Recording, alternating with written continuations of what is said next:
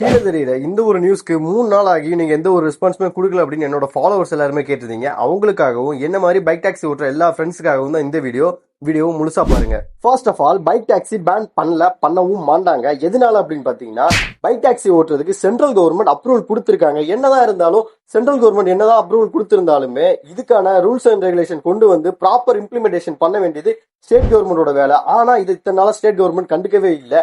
இதுக்கு அகைன்ஸ்டா மதுரை ஹைகோர்ட்ல ஒரு பெட்டிஷன் போட்டிருந்தாங்க. அந்த பெட்டிஷனை விசாரிச்ச ஹைகோர்ட் என்ன சொல்லியிருக்காங்கன்னா, பைக் டாக்ஸி ஓட்டுறதுக்கான ரூல்ஸ் அண்ட் ரெகுலேஷன் எல்லாத்தையும் கொண்டு வந்து ப்ராப்பரா இம்ப்ளிமெண்டேஷன் பண்ண சொல்லி தமிழ்நாடு கவர்மெண்ட் கிட்ட சொல்லியிருக்காங்க.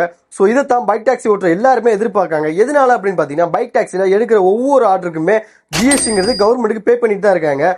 ஸோ இந்த ஒரு விஷயத்தை இம்ப்ளிமெண்ட் பண்ணா எல்லாருக்குமே நல்லது.